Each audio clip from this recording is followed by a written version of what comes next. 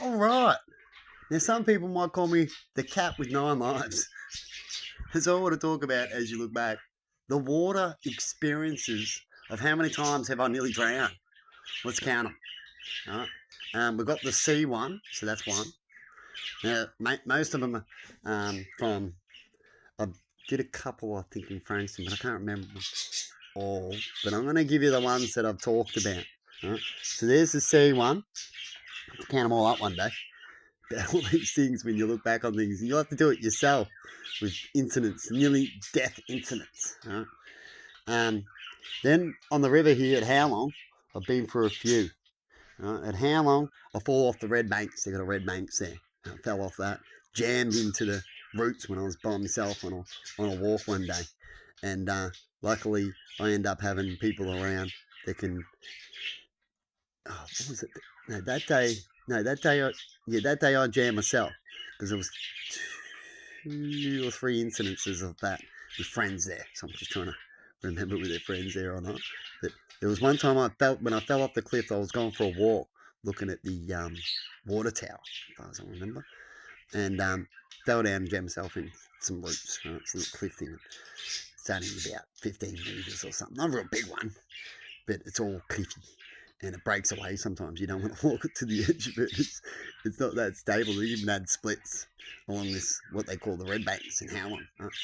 And I fell off it, and there was these trees down there that used to be there, and it's all rooty, like tree roots like that, and wedged into it.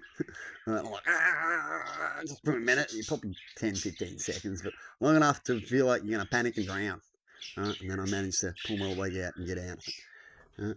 And then I've also had a friend fall on me, right, jumping out of a tree, and wounded me so much that I couldn't even move or anything in pain, and managed to float like I could float. Otherwise, I would have drowned and got out and further down the river. I swung off a swing, right, all the time into rivers, and seen friends even hang upside down on a foot and hang into the water upside down and can't get themselves off, right, like that with a rope tangling around their foot. And lucky they got mates to pull them out.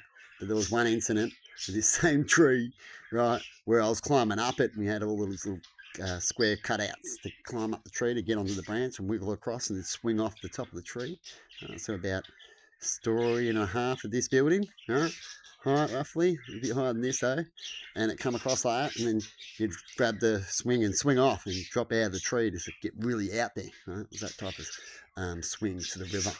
Right? And one time I climbed up there, and just so I can get myself in my butt comfortable and holding onto the thing with one hand, moving, wiggling with the other hand on the branch, I slipped, right, and went down like that.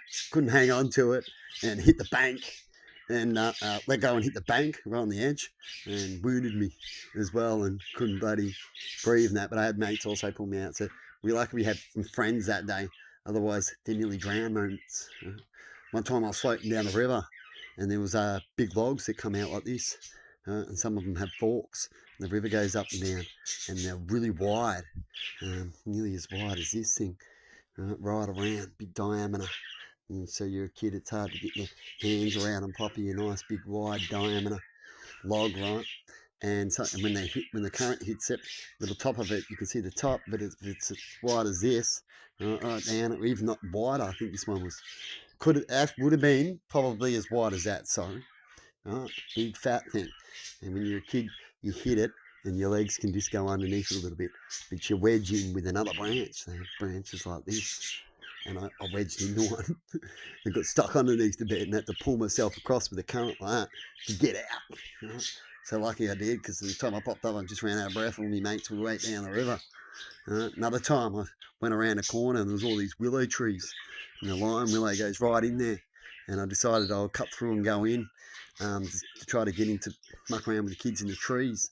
And I got away with it a few times, and then one day, because I did it a lot, it all got caught up my legs, and then the current pulled me under, and I had to break them. Lucky they broke off and released me, otherwise I would have drowned.